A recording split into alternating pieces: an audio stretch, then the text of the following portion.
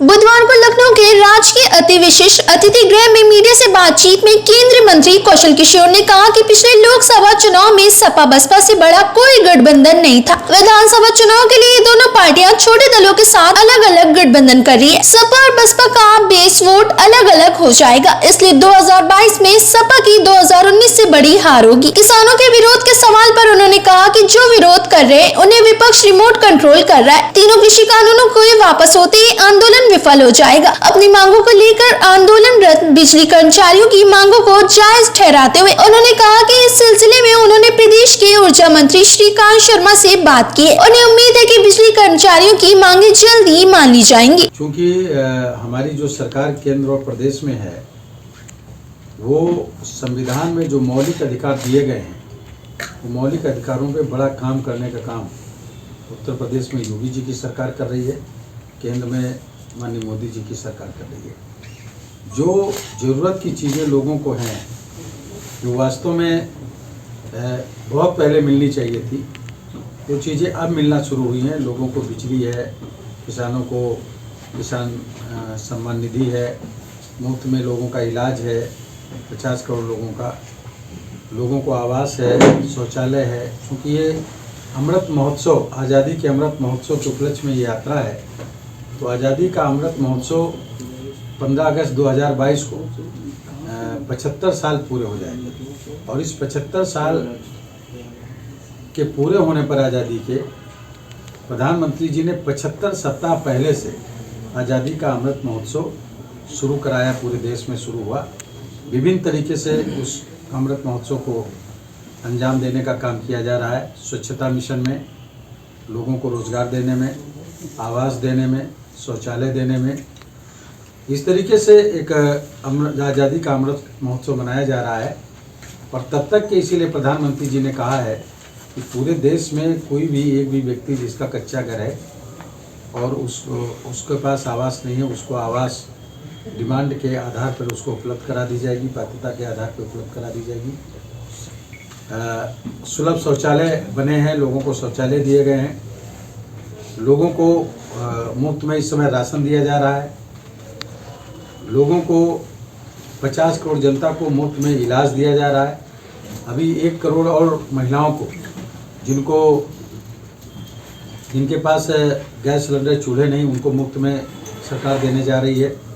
जिन लोगों के पास अंत्योदय कार्ड हैं लेकिन उनको आयुष्मान भारत के तहत इलाज का कार्ड नहीं बना, वो कार्ड भी बनाने के लिए अलग से प्रधानमंत्री जी ने घोषणा की है। तो कुल मिलाकर के ये है, जो स्वयं सहायता समूह चलाने वाली महिलाएं घोषणा कर दिया और उन्होंने कहा कि सदन के शुरुआत में उसको वापस कर लेने का काम करेंगे। इसी सदन में सत्र जो 29 नवंबर से शुरू होने जा रहा है, इस पर भी पहले कि बिल वापस करो तब हम अपना धरना खत्म करेंगे।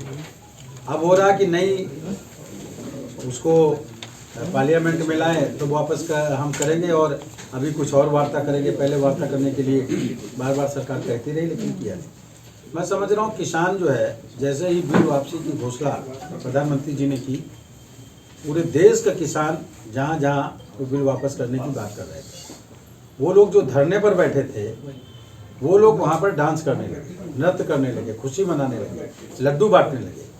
तो अब जो लोग इस आंदोलन को चलाने का प्रयास बैकडोर से कर रहे थे, उनके अंदर निराशा पैदा हुई और निराशा पैदा हो गई, इसलिए उन्होंने अपना एक नया सिस्टम शुरू करने का प्रयास किया। अब किसान उनके साथ नहीं खड़ा हुआ है और आंदोलन उनका टाटा फिक्स हो जाएगा, क्योंकि किसान पूरी तरीके से बीजेपी के साथ खड़ा। लेकिन उनकी एक मांग है कि जो 703 किसान शहीद हुए हैं और नए एमएसपी की, तो इस विषय में क्या विचार किया जा रहा है? नए एमएसपी की पहले ही घोषणा हो चुकी है।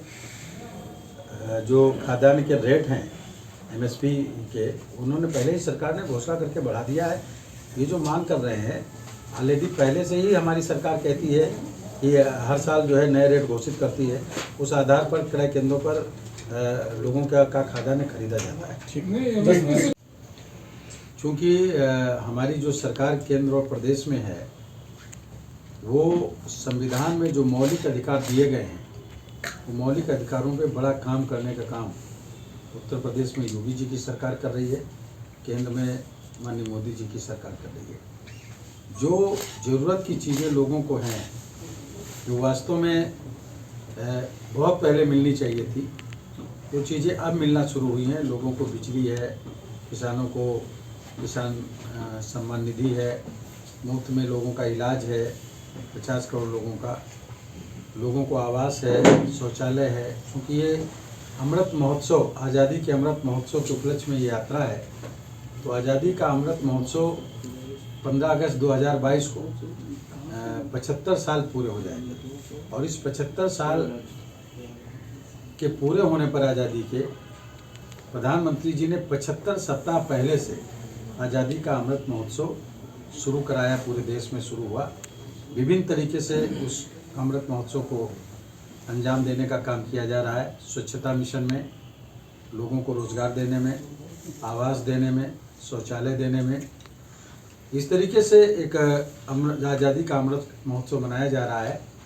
और तब तक के इसीलिए प्रधानमंत्री जी ने कहा है कि पूरे देश में कोई भी एक भी व्यक्ति जिसका कच्चा घर है और उसके पास आवास नहीं है, उसको आवास डिमांड के आधार पर उसको उपलब्ध करा दी जाएगी, पात्रता के आधार पर उपलब्ध करा दी जाएगी।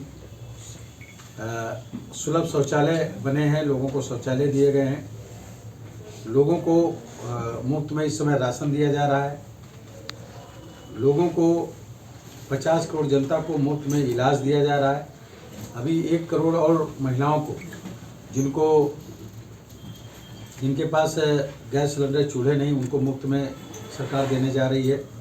जिन लोगों के पास अंत्योदय कार्ड हैं लेकिन उनको आयुष्मान भारत के तहत इलाज का कार्ड नहीं बना, वो कार्ड भी बनाने के लिए अलग से प्रधानमंत्री जी ने घोषणा की है।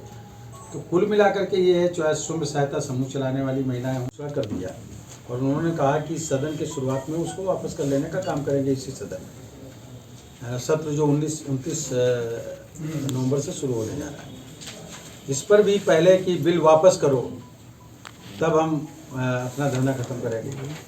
अब हो रहा कि नहीं, उसको पार्लियामेंट में लाएं तो वापस हम करेंगे और अभी कुछ और वार्ता करेंगे। पहले वार्ता करने के लिए बार बार सरकार कहती रही लेकिन किया नहीं। मैं समझ रहा हूँ किसान जो है, जैसे ही बिल वापसी की घोषणा प्रधानमंत्री जी ने की, पूरे देश का किसान जहाँ जहाँ वो बिल वापस करने की बात कर रहे थे, वो लोग जो धरने पर बैठे थे वो लोग वहाँ पर डांस करने लगे, नृत्य करने लगे, खुशी मनाने लगे, लड्डू बांटने लगे।